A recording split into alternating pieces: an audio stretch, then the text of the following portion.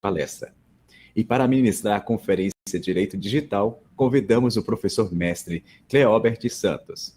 Cleobert Santos é certificado internacional e instrutor oficial de proteção de dados pela Exim, graduado, mestre e doutorando em computação, pós-graduado em segurança da informação, direito digital e compliance e em computação forense e perícia digital. Bacharel em direito, perito computacional, servidor federal, professor convidado do Damásio, Mackenzie, Instituto de Pós-Graduação, IPOG, e outras instituições nacionais para disciplinas de direito digital, compliance e proteção de dados.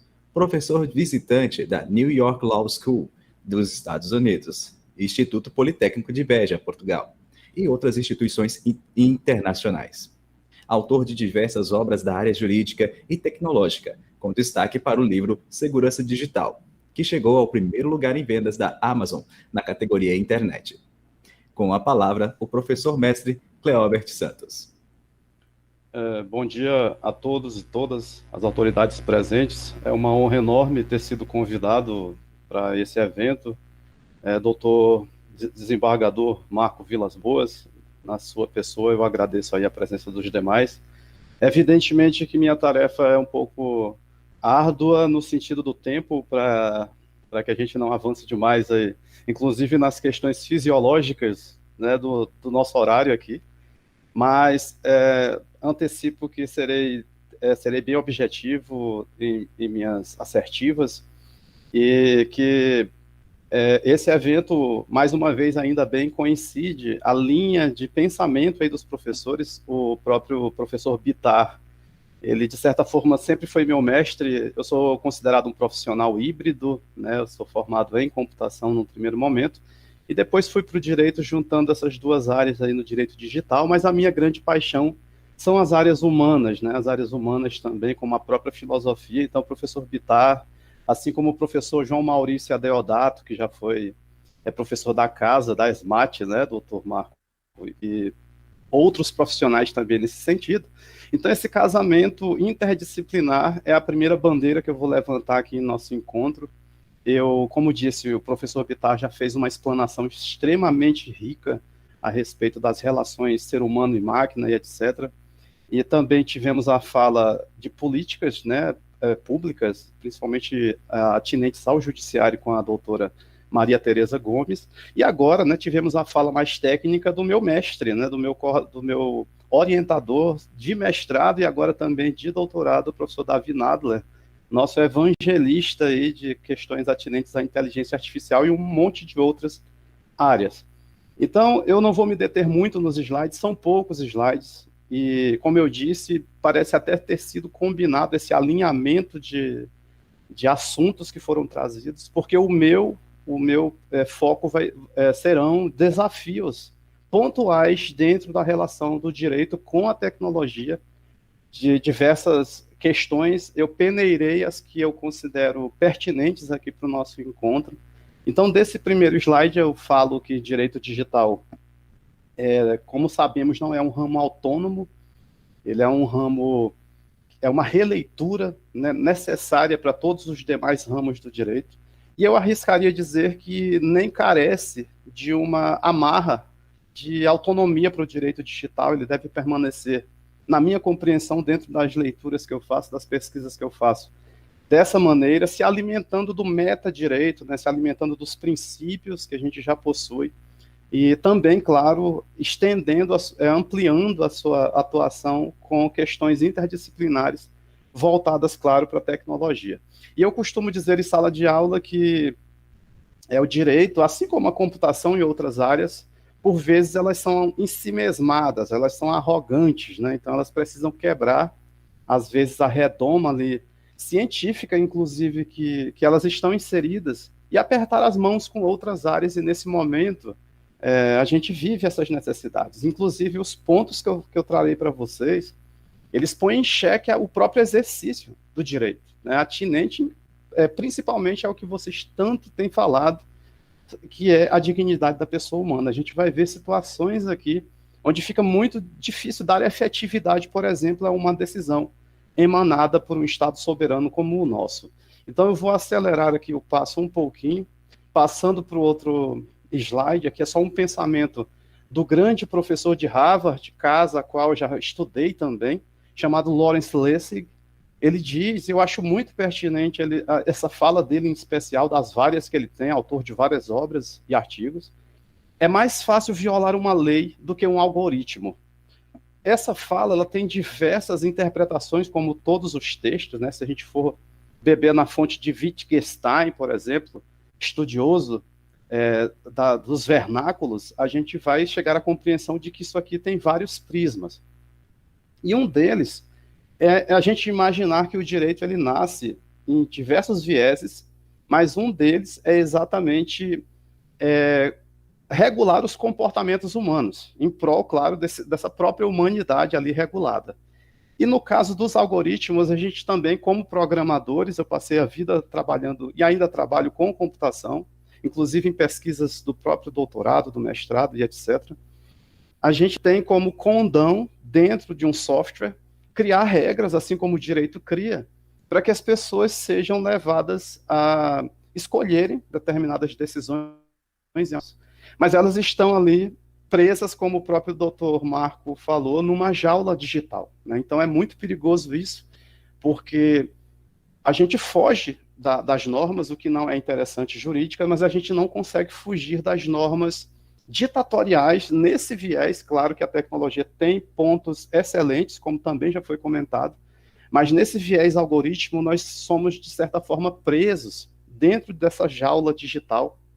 E eu lembrei de outra jaula agora, do Thomas Mann, escritor também, da literatura universal, onde ele dizia que todos nós vivemos em jaulas, e nós apenas, no máximo, enfeitamos essas jaulas. Mas aí o professor Davi falou em algo muito importante para o próprio direito e sua relação com a tecnologia, que é a volição, né? Até onde a gente consegue ter vontade nos dias de hoje. Estudos mostram que, alguns, inclusive pessimistas, né? Alguns estudos pessimistas mostram que cerca de 100% já, ou em torno de 99% de nossas decisões diárias, pelo menos em grandes centros, são tomadas por sugestões algorítmicas.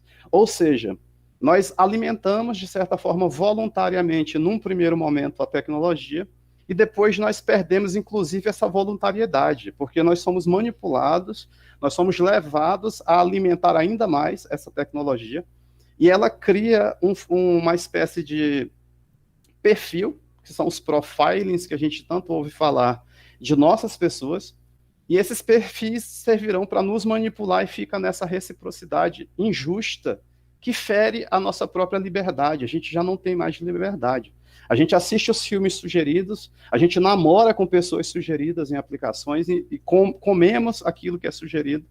Inclusive os caminhos que poderiam ser trilhados diferentes, nós não trilhamos nas ruas porque nós somos levados a acreditar que a estratégia do GPS ela é correta, muito embora ela esteja ligada, às vezes, a feridas a essa liberdade, por exemplo, se utilizando de comércio, né? Eles querem que você passe em determinada rua, porque você, com certeza, terá mais propensão a consumir determinados produtos. Eu poderia entrar nas profundidades disso, mas eu vou passar para o outro slide, só para a gente ir namorando as polêmicas.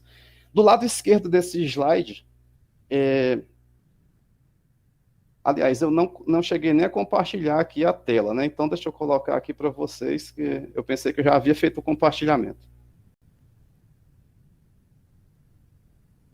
Agora que todos estão vendo aí os slides, essa foi a minha fala inicial, que balizou aí o que eu vinha dizendo, que é mais fácil violar uma lei do que um algoritmo.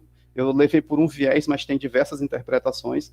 E agora eu trago para vocês algumas notícias do lado esquerdo da tela, que são de conhecimento de vocês, com certeza, onde a gente teve várias invasões perpetradas aí por grupos criminosos, inclusive, em alguns casos, do STJ e do TSE, e esse mega vazamento de 223 milhões de dados pessoais de 223 milhões de brasileiros, incluindo pessoas falecidas.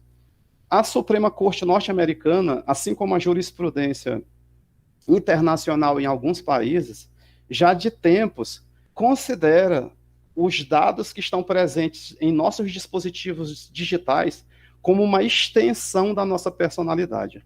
ou seja, as postagens que vocês fazem na internet, os comportamentos que são colhidos de vocês no meio digital, eles são vocês, né? São pedaços de nós que estão em poder de determinadas corporações. E isso é extremamente perigoso. Sou eu em mãos que eu não conheço, né? Por isso a importância de leis como a própria Lei Geral de Proteção de Dados, que eu vou tocar num ponto específico dela mais adiante, eu não vou me deter tanto nessa norma, inclusive o próprio doutor Marco falou que fizeram cursos recentemente, isso é muito importante que aconteça agora, nesse momento, antes das próprias sanções da norma serem aplicadas. Essa notícia do lado esquerdo que fala no Detran, foi eu que fui o pesquisador que descobriu a falha gravíssima nos serviços do Detran. Em pesquisa praticamente acidental, eu não fazia esse trabalho, eu terminei descobrindo a falha, e eu, claro, repassei isso para o órgão, e isso foi para a mídia, né? A mídia divulgou essas informações, então há uma necessidade, não somente dentro do judiciário, de se ampliar os quadros relacionados à segurança da informação e também à proteção de dados, mas principalmente, a meu ver, como educador, dentro das próprias instituições de ensino. A gente tem poucos cursos voltados para essas áreas tão importantes, para amparar exatamente o exercício de direitos e, principalmente, não ferir direitos, que foi o que aconteceu com esses vazamentos. E, recentemente, no dia 27, agora, praticamente ontem, posso dizer assim, a gente teve uma alteração no próprio tipo penal de invasão de dispositivo informático, também está aí do lado esquerdo no slide, onde foi retirada a expressão mediante violação indevida de mecanismo de segurança quando da invasão. Só que essas redações, elas são muito confusas, e eu também não vou me deter muito aqui, eu só quero que vocês entendam o seguinte: até essa alteração do dia 27, se eu entrasse em um dispositivo sem autorização e esse dispositivo não tivesse mecanismo algum de proteção, não configuraria, em tese, o tipo. Ou seja, a gente também tem que ter o amparo do próprio legislativo, consultando profissionais da área para não criarem normas como essa. O verbo invadir, por exemplo, eu que ajudo, né, com perícias computacionais, ajudo os operadores do direito, isso é uma dificuldade enorme, inclusive para vocês, magistrados, conseguirem interpretar de maneira justa esse tipo de verbo. Eles perderam a oportunidade, já nessa alteração, de colocar, por exemplo, a palavra acessar, né, mudar o verbo aí, que invadir é algo que pelos dicionários, né, pela utilização dentro da jurisprudência, é algo que ainda não fica muito pacífico, e a gente, infelizmente, fica refém dessas redações que não são tão bem feitas. É só uma crítica minha a essa norma que poderia ter sido melhorada, né? O artigo 154A, para quem não lembra, foi criado lá na Lei 12.737, em 2012, por conta dos vazamentos de fotos íntimas da atriz Carolina Dickmann. Do lado direito do slide, para a gente fechá-lo, rapidamente eu falo para vocês. O maior perigo da atualidade consiste no que os americanos chamam de weaponization, é a transformação de tecnologias em armas, né? A gente, quando pega uma postagem de alguém e a gente distorce, criando uma espécie de fake news, né, de notícia falsa, a gente está fazendo o que os exércitos já chamam há muitos e muitos anos de weaponization. Nós estamos transformando uma informação em arma. Nesse caso das notícias falsas, uma arma à honra das pessoas, a sua reputação e etc. E nesse caso específico do slide, onde temos aí do lado direito, a gente vê a inteligência artificial sendo transformada em arma para acometimento de invasões.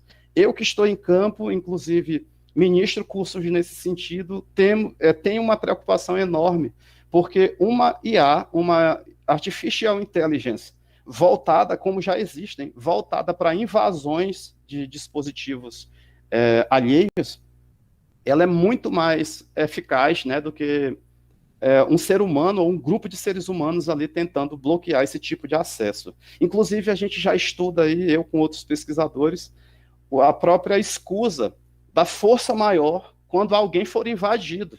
A pessoa conseguindo provar ali, pericialmente, que não havia condições de ela se proteger, ela vai se utilizar desse recurso, né, para conseguir ali não ser punida. Ela fez o dever de casa, ela está em compliance, no seu órgão ou na sua empresa, mas ela não conseguiria se proteger porque é algo extremamente desproporcional, inclusive para quem pesquisa na área. Imagine os meros mortais no respeitoso sentido de pessoas que não têm esse conhecimento técnico que aqui exponho.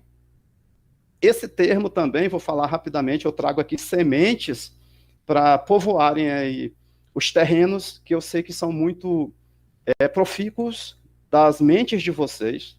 Proxy em inglês é a mesma coisa que procuração. Isso também vocês já falaram, eu só estou trazendo o termo porque ele agora nasceu recentemente na literatura e já tem alguns pesquisadores estudando, usando essa expressão, por isso a trago. Proxy é procuração, um instrumento que a gente se utiliza para que alguém, em nosso nome, exerça determinados poderes em determinada circunstância. Então, uma grande preocupação que o próprio professor Bittar trouxe, e também os outros dois palestrantes, é com essa criação de proxy, criação de procuração algorítmica. Essa é uma grande preocupação nos círculos de debate que eu participo. Nós estamos entregando para os algoritmos, estamos entregando para os softwares decisões que até então eram humanas, e a gente, pelo que eu entendo, não temos fiscalizado tanto o uso desse tipo de aplicativo, desse uso aplicado da computação, quanto a própria criação. E vocês sabem, o software, como fruto de um ser humano, ele traz os viés, ele traz os vícios humanos daquele contexto, e a gente já tem inteligência artificial criando novas inteligências artificiais. A gente tem aquela robô Sofia, que eu acho que vocês conhecem também. Ela já aprendeu bastante, e os pesquisadores já estão querendo criar um novo robô, já com o aprendizado da Sofia, ou seja, o que ela já possui de conhecimento vai ser utilizado numa nova versão, uma espécie de filha ali daquele robô.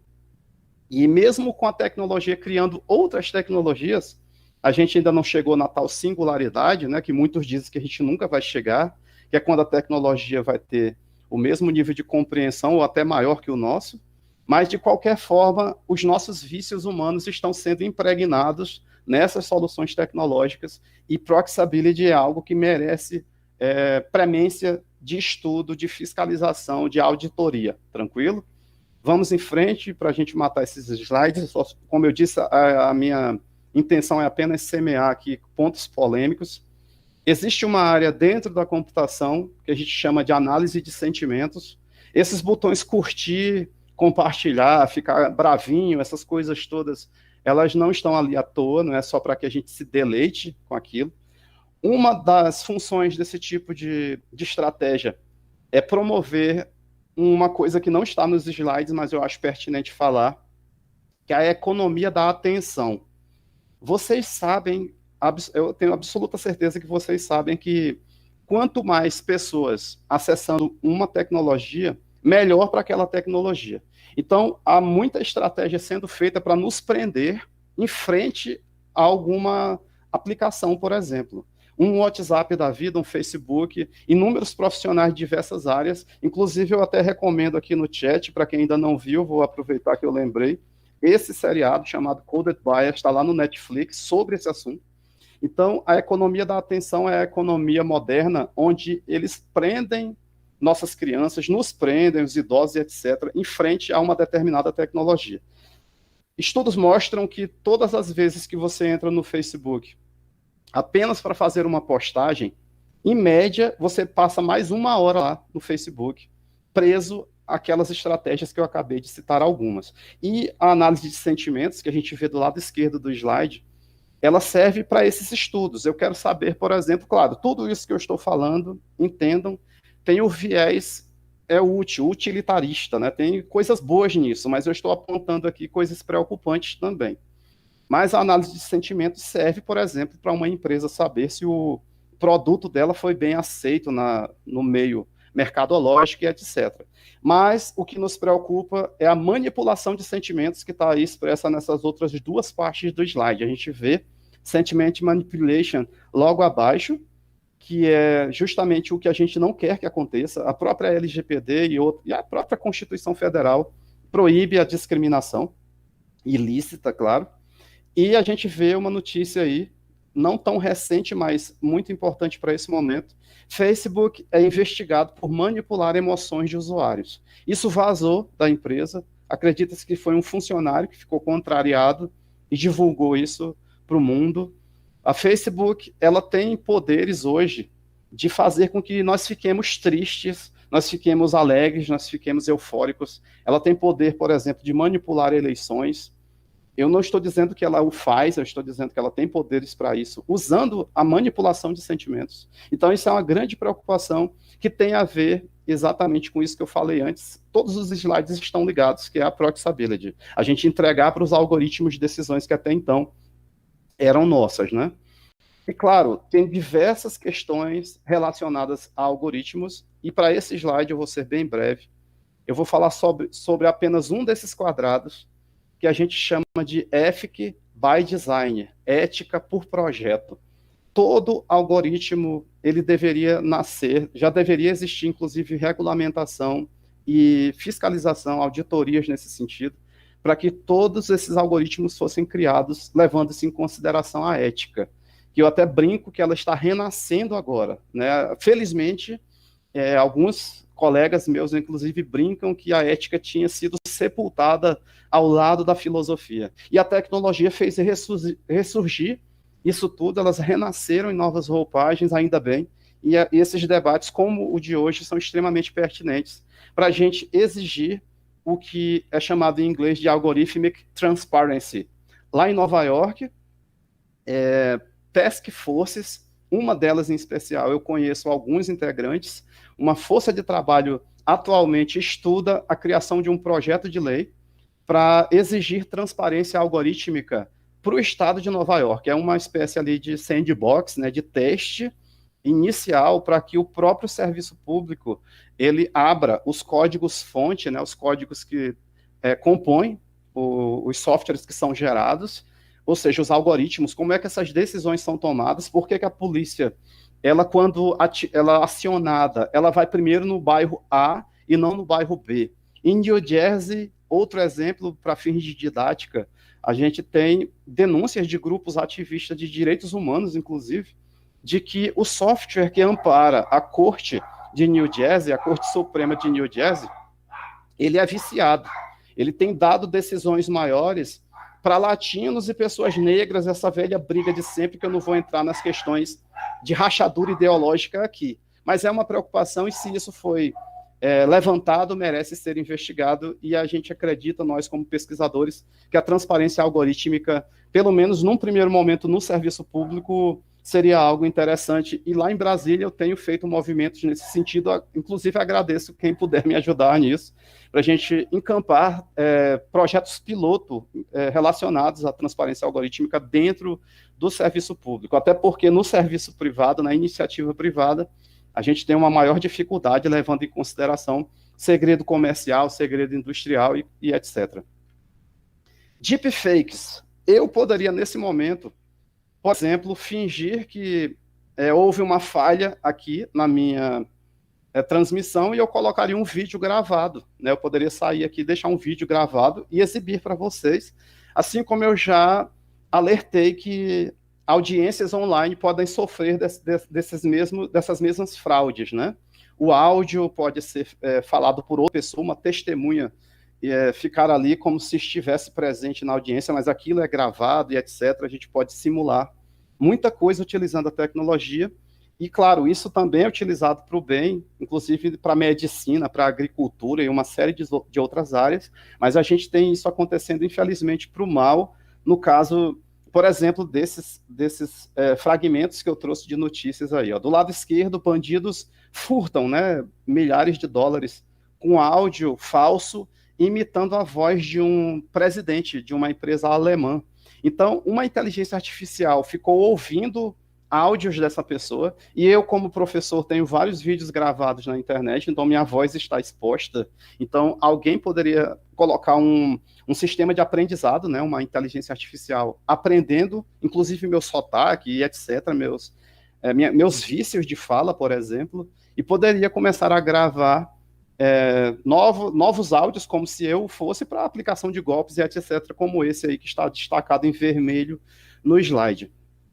Essa de baixo, deepfake é usada para tirar a roupa de mulheres em fotos no Telegram. Na realidade, não era uma deepfake, né? Era um robô, era um aplicativo automatizado que estava no Telegram, já foi retirado do ar, e ele gerava deepfakes, gerava essas falsidades profundas, se a gente fosse traduzir ao pé da letra, essas falsidades complexas, né? Então, você enviava uma foto de uma pessoa vestida mulheres, geralmente, infelizmente, não que isso também seria menos danoso, mas elas são as maiores vítimas, sabemos nós, desse tipo de comportamento ilícito e imoral também. Então, enviava-se ali a foto para deepfake, para aquele robô, na realidade, e o robô, em poucos segundos, criava uma imagem ali da mulher sem roupa. Claro que não seria a nudez original dela. Aí perguntas vêm para diversas, né? Eu só vou fazer algumas. Esse algoritmo que fazia isso, essa inteligência artificial, ela foi criada e ninguém sabe quem foi, isso é uma dificuldade para a perícia. Se foi criado em um país que não tem acordo internacional com o Brasil, a gente já entra em questões de efetividade judicial, a gente sabe disso. E outra coisa que me preocupa é o próprio acompanhar do direito frente a esse tipo de resultado. A gente tem um recente tipo penal criado lá no artigo 218C, que trata da disseminação de conteúdo pornográfico ou de nudez de maneira não autorizada. E aí, o que vocês acham como magistrados? A gente enquadraria uma cópia mentirosa de nudez de alguém nesse tipo, ou ficaria só na esfera civil mesmo de compensação ou reparação? São perguntas que eu faço como curioso, claro. Eu tenho as minhas próprias respostas, mas eu deixo plantado aí na mente de vocês essas dúvidas, né? A notícia da direita: um presidente de uma empresa sumiu com 17 milhões em criptomoedas, que é um assunto que eu acho fascinante também, e que cria problemas para o direito, a gente vai ver já já. Foi criado por inteligência artificial. Cibercriminosos inventaram esse rapaz aí vestido de azul, ele não existe, é uma criação de inteligência artificial, e eles captaram recursos de várias pessoas que foram enganadas, né, por meio de fraude, e esse rapaz que nunca existiu, ele vivia dando palestras. Vejam só, para mim isso aqui é uma das coisas mais aterrorizantes que eu vi até hoje, em termos de deepfakes, sem prejuízo da questão de nudez que eu acabei de falar, né? Então, isso aqui realmente é muito preocupante. A gente sabe que para nós construirmos uma reputação, seja ela acadêmica ou mesmo de vizinhança, nem sempre é algo conseguido com facilidade. O nosso país, pelo que eu estudo, nós somos muito desconfiados uns com os outros, em nível de mundo. Imaginem a criação de uma deepfake minha fazendo coisas ilícitas, daqui que eu consigo explicar que aquilo não era eu, ou numa campanha política, né? A criação de vídeos. O próprio Obama, dentro de laboratórios, o Obama falou coisas que nunca havia dito num teste de criação de deepfakes, isso há vários anos, e cada vez mais essas tecnologias têm ficado muito mais avançadas. E antes que eu esqueça, a solução, eu pelo menos acredito que seja ainda a educação e a educação digital. A humanidade inteira, inclusive eu que sou da área de TI, estamos engatinhando ainda frente a esse monte de gigantes que nós estamos aqui vendo alguns deles. LGPD versus blockchains públicas. Rapidamente, blockchain, para que a gente não se dê tão muito nisso, é uma espécie de banco de dados, armazenamento de dados. Uma das características, isso foi tema, inclusive, de mestrado meu, com o professor Davi sendo orientador. E ainda bem, o meu artigo é muito bem recebido pela comunidade. Blockchains públicas são bancos de dados públicos, como a própria blockchain que sustenta aquela moeda famosa, a Bitcoin. Por trás das criptomoedas Bitcoin, existe um banco de dados que fica registrando as transferências, as transações desse tipo de moeda, de criptomoeda. Quando você paga uma conta, é registrado na blockchain, nesse banco de dados, como eu já expliquei, da Bitcoin. E uma das características das blockchains, isso por sua natureza mesmo, isso é ciência, é a imutabilidade. O que você coloca numa blockchain torna-se imutável. Digamos que eu fiz um smart contract, que é outro tema de meus estudos, um contrato inteligente entre eu e algum de vocês. A gente coloca esse contrato na blockchain e ele é imutável. Por quê? Porque ele vai provar a data que nós fizemos. Com nossas assinaturas digitais, a gente não vai poder negar que fizemos, ou seja, é o princípio da irretratabilidade, que vocês já conhecem, porque usam certificados digitais. Mas tem um porém, né? Claro, se eu quiser fazer um aditivo do contrato, eu vou criar um novo contrato com esse aditivo e colocá-lo de novo nessa blockchain. Até aí tranquilo. Mas aquele primeiro contrato, ele é imutável por questões de criptografia. Porém, a gente tem lá no artigo 18, inciso 4 da LGPD, da Lei Geral de Proteção de Dados, a gente tem um dos direitos que podem ser exercitados em determinadas circunstâncias pelos titulares de dados, que é o direito ao apagamento de dados pessoais. Digamos que alguém pegou um nude feito um deepfake ou um nude de fato, de maneira não autorizada, ou uma pornografia infantil, sei lá, um exemplo esdrúxulo aí. Alguém pegou esse conteúdo de cunho sexual, pornográfico, de maneira não autorizada, colocou numa blockchain pública e a pessoa lesada, a vítima, vai entrar na justiça, como se fala no comum, e vai pedir a remoção daquele conteúdo. A gente tem vários problemas, eu poderia me deter o dia inteiro falando para vocês só desse slide, mas vamos lá, um deles quem é responsável por aquela blockchain pública? Ninguém sabe nem quem criou a da Bitcoin até hoje, acredita-se até que o criador já tenha morrido, porque ele sumiu, né? A gente não sabe quem foi que criou. Qual seria a solução? Primeiro, a gente não tem a quem dar responsabilidade. Quem é que é o controlador, né, falando em LGPD, de uma blockchain pública? No caso, essa da Bitcoin, por exemplo. Não há como descobrir. Segundo, se o conteúdo que foi ali disponibilizado ele é imutável, pode-se emanar decisão judicial que se quiser, né? A gente não vai conseguir dar efetividade àquilo. Então, são coisas que a tecnologia traz, são desafios para nós, né? Inclusive para quem trabalha com perícia na área da computação ou qualquer outra perícia também. E esse direito ao apagamento, só para fechar a fala do slide, e fazendo remissão a algumas falas dos palestrantes antes de mim, ele, para alguns, é um exercício do direito ao esquecimento. Como fazer a internet esquecer uma informação que alguém já pode ter feito download e ficar requentando aquele nude de tempos em tempos, e agora com blockchains públicas. E por que eu estou falando de blockchains públicas? Porque você pode instalar isso de maneira privada, né? Você pode ter blockchains privadas. Só que essas, tecnicamente, é possível você apagar conteúdo colocado nelas. As públicas não têm condições, a não ser que você destrua o mundo inteiro, os satélites e até aqueles robozinhos que estão lá em Marte, né? Porque eles também têm dados que a humanidade já colocou por lá. Então seria muito difícil, ainda não há respostas para isso, a não ser a educação de que as pessoas não coloquem esse tipo de dado infringente dentro dessas blockchains, dentro desses bancos de dados. Para fechar, Chile deve se tornar o primeiro país do mundo a incluir proteção, né, tutela aos neurodireitos na Constituição.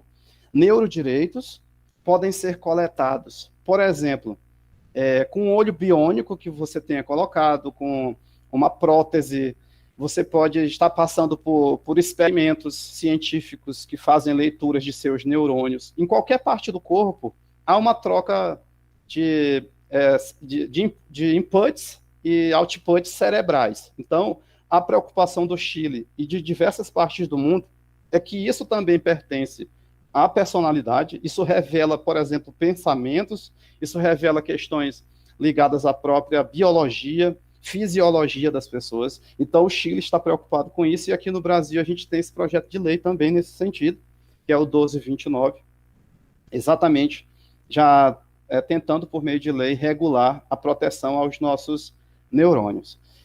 Quem usa equipamentos eletrônicos em seu corpo é considerado, como o próprio professor Bittar, já vou fechar a fala, para a gente fazer nossos afazeres do restante do dia.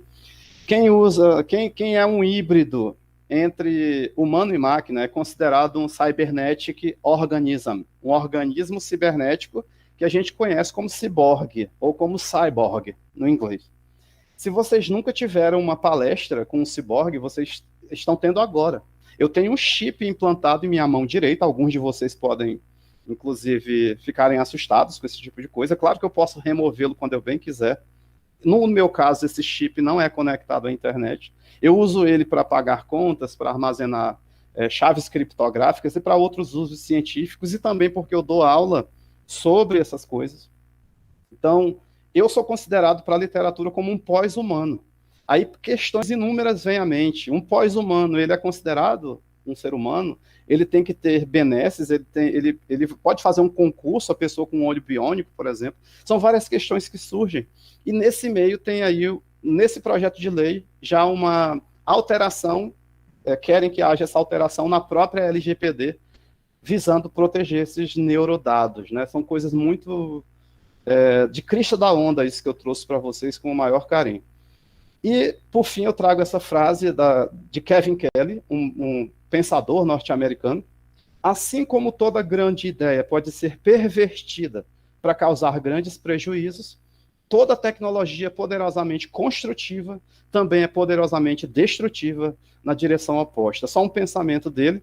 E eu deixo aqui o convite para esse evento que se realizará amanhã e depois, gratuito, com as maiores personalidades do direito digital que eu e meus dois colegas aí expostos no flyer conseguimos convocar. E, pessoal, muito obrigado. Espero contribuir com a minha segunda casa, que é o Tocantins. Estou em São Paulo atualmente, mas eu fui adotado, né? Eu sou ratificado no Tocantins, embora seja maranhense. Doutor Marco Vilas Boas, muito obrigado. Espero ter trazido aí conhecimentos úteis à praxis jurídica dos senhores e senhoras. Obrigado.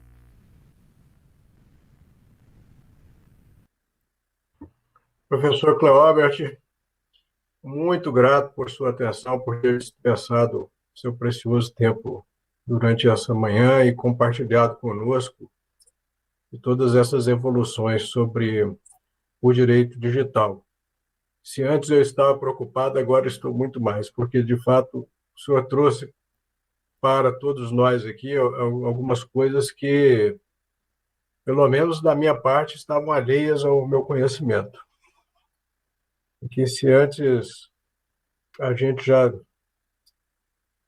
procurava ter um pouco de cautela em relação ao processo, a fim de que ele seja mais transparente, inclusivo, ser construído, vamos dizer, a quatro mãos dentro do Poder Judiciário.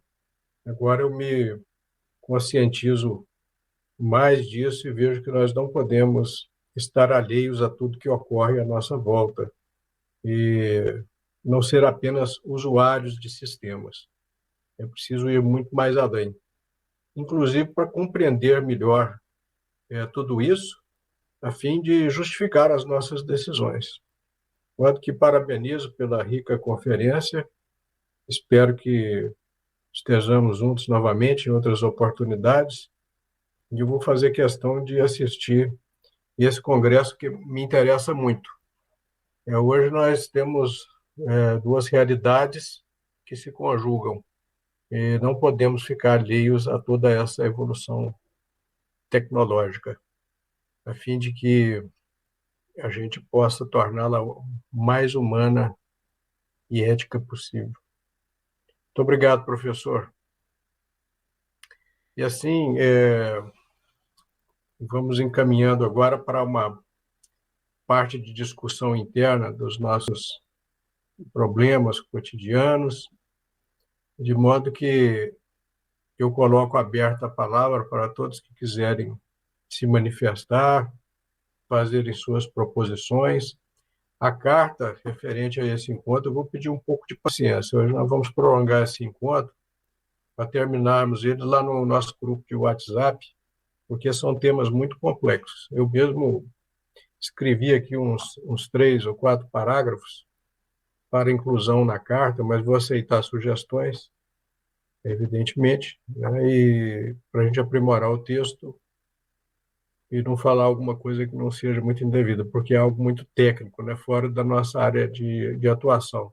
Mas eu vou pedir ajuda aí não aos universitários, mas aos professores, mestres e doutores que tiveram aí fazendo as conferências, para a gente montar afinal essa carta. A do Eduardo Bittar está fácil porque deixou o artigo, né? E do artigo a gente tira as propostas dele, que são, aliás, são as mesmas propostas de todos, né? Achei interessante isso porque nós montamos os painéis e pensamos que poderiam dialogar entre si e, de fato, dialogaram muito mais profundamente do que a gente esperava. Mas está bem, a palavra está à disposição. Presidente Marco Vilas Boas, é Arnoldo Camanho aqui do DF falando. Vossa Excelência me concede a palavra? Privilégio, Arnaldo Camanho. Espero que a nossa singela homenagem ao George esteja à altura do que, de fato, ele representou para todos nós e para o Tribunal de Justiça do Distrito Federal. Pois presidente Marco Vilas Boas, eu quero agradecer aqui em meu nome pessoal e em nome da escola, do Tribunal de Justiça, do Distrito Federal e dos Territórios, essa homenagem tão bonita que foi feita ao amigo George Lopes Leite. Quero dizer que ainda hoje é difícil acreditar que o George não está mais entre nós, uma amizade que nos unia há mais de 30 anos. Eu também sou, como ele era, magistrado de carreira.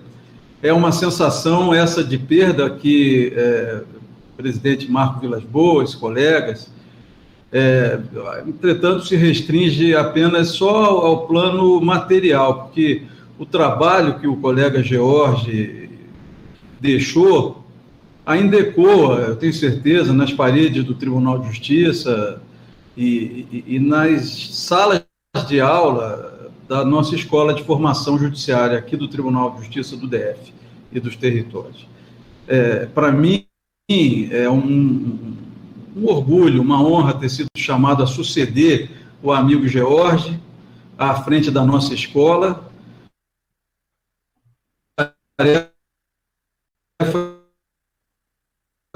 O desafio é elevado. O nome da escola em prestígio ao trabalho por ele tão brilhantemente realizado esse tempo todo. Eu quero aqui prestar essa homenagem ao George, agradecer a homenagem que foi prestada pelo COPEDEM, e firmar aqui o compromisso perante todos de me engajar também na participação empenhada nos eventos do colégio e no crescimento sempre positivo e ainda cada dia maior e melhor das nossas escolas de magistratura do Brasil inteiro. Obrigado, presidente. Eu que agradeço, Cabanho, pela sua participação, pela referência que fez ao nosso querido amigo Jorge. Desejo o melhor sucesso na gestão da escola, uma referência para todos nós, e que possamos, vez ou outra, aí, gozar da sua hospitalidade em Brasília, quando os tempos voltarem à normalidade antiga, né, e não a nova normalidade, e a gente possa se reunir mais uma vez na sala da Escola da Magistratura, aí no Tribunal de Justiça, e discutir esses problemas que são tão importantes na consecução das nossas atividades. Obrigado. Certamente, obrigado. Colega do Maranhão. Presidente Marco, poderia falar? Pois não. Posso falar, presidente? Claro, claro. O desembargador Marco, é a primeira vez que eu estou participando do COPEDEM nesse contexto. Já fui diretor de escola anteriormente e já participei de outras reuniões presenciais. Então, essa é a minha primeira reunião virtual do COPEDEM. Mas eu queria, presidente, de logo, lhe parabenizar. Era só isso, lhe parabenizar pela excelência da reunião. Foi muito boa. Os temas foram gratificantes, foram atuais, impressionantes mesmo. Eu fiquei, como Vossa Excelência, impressionado quando vi a última palestra sobre direito digital. É coisa para a gente pensar, e pensar muito, e estudar muito. Enfim, presidente, foi um encontro muito agradável, e em nome da Escola Judicial de Sergipe, do Tribunal de Justiça do Estado de Sergipe, eu quero lhe parabenizar. Foi o encontro realmente que preencheu todas as nossas expectativas. E espero que outros encontros, que os próximos encontros nossos tenham exatamente, sejam tão proveitosos, os próximos encontros sejam tão proveitosos quanto este. Presidente, eu estou vendo aqui, eu queria só mandar um abraço especial para o desembargador Sebastião, o desembargador Tavares, né? já que nós nos encontrávamos há pouco tempo atrás nas presidências dos nossos tribunais e agora nos encontramos aqui na direção das escolas judiciais. Presidente, é só para lhe parabenizar exatamente por essa excelente reunião de competência. Um abraço forte e cordial. Muito grato. Uma satisfação ouvido.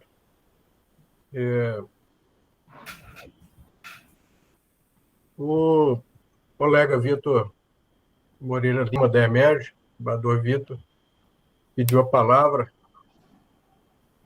Por favor, desembargador Vitor. Um privilégio tê-lo aqui. Boa tarde a todos. Boa tarde, desembargador Marco Antoni. Eu não sou desembargador, sou juiz de direito. Eu sou diretor do Centro de Altos Estudos da Emerge e vim aqui apenas justificar a ausência da desembargadora Cristina Gaulia, que é a nova presidente, porque ela está numa reunião da CAPES e pediu de certificação de curso de mestrado e pediu para eu fazer parte dessa reunião no lugar que era do colega Luiz Márcio, que também não está nessa nova gestão. Justificar e agradecer esse encontro profícuo que eu vi hoje. Eu sou, aqui no Rio de Janeiro, eu sou o coordenador do Fórum Nacional de Saúde do CNJ, e como também falou o desembargador que me antecedeu, eu fiquei muito preocupado com essa última palestra no que tange a área da saúde. Para os senhores terem uma ideia, nós identificamos aqui no nosso plantão noturno o pedido de 3 cremações de adolescentes que se suicidaram. E durante a investigação de um desses processos, né, porque a morte foi uma morte violenta e teve que haver a necessidade de ser investigada, descobriu-se que esses suicídios foram fomentados pela internet. Parece que uma série que está... A mesma série que o Dr. Cleobart falou, está ao mesmo tempo que está no Netflix, também está na internet. Então, eu fiquei profundamente assustado sobre isso, e eu vou até levar para a desembargadora para isso ser discutido também no Fórum de Saúde da Emerge, e aí eu vou pedir que, se for o caso, o Cleobart também participar de uma reunião sobre isso. De resto, agradecer e dizer que eu fiquei muito orgulhoso de participar dessa reunião aqui. Muito obrigado mesmo. Sr. Vitor Moreira, nós agradecemos. Meu caro Marcos Villaboas. Oi, Edivaldo. Como vai, Edivaldo Moura, vice-presidente? Eu quero cumprimentar o ilustre amigo, né, por esse bem pensado encontro, pelas palestras que nos foram ministradas, né, e principalmente por essa justa e oportuna homenagem, né, prestada ao Jorge Leite, um magistrado de escola, respeitado pela sua simplicidade, pela sua amabilidade, pelo seu descortino, né? Então, não podia deixar exatamente de fazer essa manifestação. Eu acho que esse encontro veio exatamente em boa hora, né? Nós que estamos exatamente enfrentando a dramaticidade dessa pandemia, né? enfrentando os problemas dessa pandemia, né? Até que talvez tenhamos nos motivado a continuarmos exatamente fazendo mais melhor pelo judiciário, como o ilustre colega e amigo vem fazendo como presidente do nosso queridíssimo COPEDEM. Um abraço a todos os amigos e colegas, inclusive o nosso ex-presidente, Sebastião Ribeiro Martins. Muito grato, Edivaldo. Sua presença é sempre muito luminosa nas reuniões do COPEDEM. A vasta experiência, inclusive no campo acadêmico, você tem contribuído muito para o desenvolvimento das nossas atividades. É uma referência para todos nós.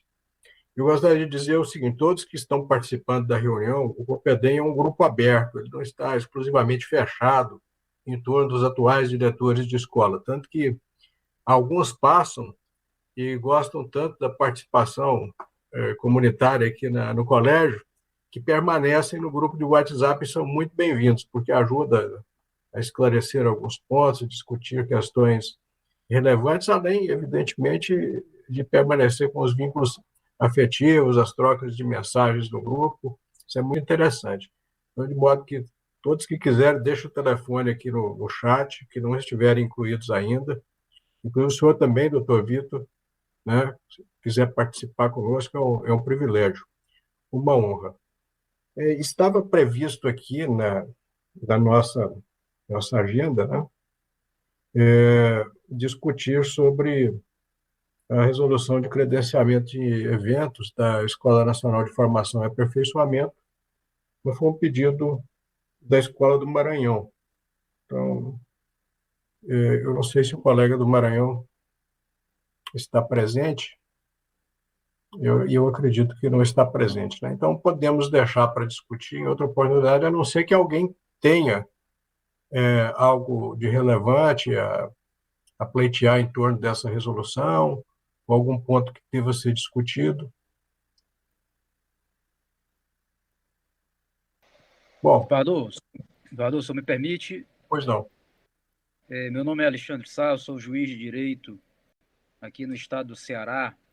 Sim. Estou aqui representando o desembargador Luciano, nosso diretor aqui da escola, que infelizmente teve fazer alguns exames hoje e não pôde comparecer. Então, deixar aqui o abraço dele a todos, né, nessa primeira reunião que seria dele. E nesse ponto, presidente, o Ceará tinha suscitado, eu não sei se é essa mesma pauta do Maranhão, mas era exatamente uma indagação sobre os eventos, o credenciamento de 12 horas aulas dos eventos perante a Infam, né? Então, não sei se seria essa a pauta.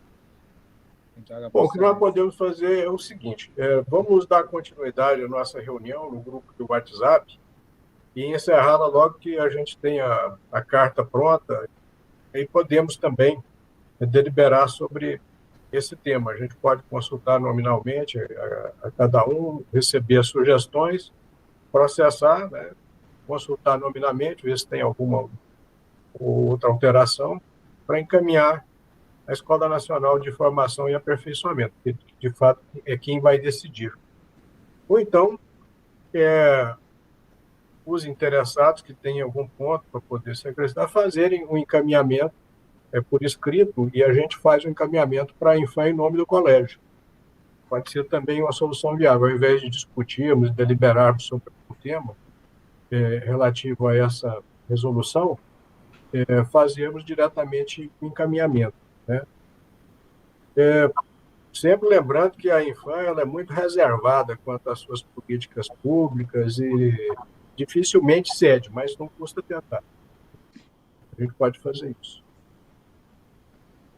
Sueli, você queria falar? Então, não, que bom. Era só para relembrar da importância, é muito importante mesmo que o colega do Maranhão propôs aí, pelo menos assim, um pequeno debate sobre o credenciamento, porque esses cursos credenciados, eles são os únicos, né, que contam para fins de vitaliciamento e promoção. Então, só nos colocar à disposição aí para troca de debate, porque a nossa manhã já são quase 13 horas, nós precisamos daqui a pouco já encerrar, mas acho importante, acho que o colega do Maranhão foi feliz, né, na sua pontuação, porque realmente importa para nós. Quem sabe aí a gente consegue contribuir melhor com a infância, então, do que já tem aí hoje, e a gente avançar um pouquinho, principalmente nós aqui dos estados tão remotos. Era isso. Então, Sebastião. Vamos tomar providência, então. E assim, com a sua advertência, que de fato já são quase 13 horas e muitos já têm que entrar no outro turno, não vai dar tempo nem de almoçar, né? Eu declaro encerrado e me despeço de todos, desejando muita saúde e paz, esperando revê-los todos e todas em breve, para trocarmos aquele abraço fraterno e matar a saudade dos velhos tempos. Né? Parabéns, viu, Marco Antônio? Foi tudo... Marco Antônio, né, de Vilas Boas. Parabéns. Foi tudo muito bem feito. Amanhã foi muito rica. E esse rapaz que nos encerrou aí, eu acho que o nome dele tem que ser trocado. É Cleor Byte. Porque eu nunca vi uma pessoa... Ele conseguiu chamar a nossa atenção de uma maneira tal. Eu estou impressionada com ele. Parabéns aí por ter coroado a manhã toda com uma exclamação e muitas interrogações que ele nos deixou. Ele está aqui ao vivo. Com licença, doutora. É uma pérola preciosa nossa aqui, né? Eu peço licença para a fala, doutor Marco, porque já me passou pela cabeça em colocar esse nome nos meus filhos, né? Cleor Byte, Cleor Byte. Eu fico muito feliz que tenho suas atenções prendidas, porque essa era a intenção realmente, era dar esse choque de realidade. Muito obrigado. Eu estou bem chocada, porque eu fico pensando, assim, o quanto que é muito fácil fraudar uma decisão.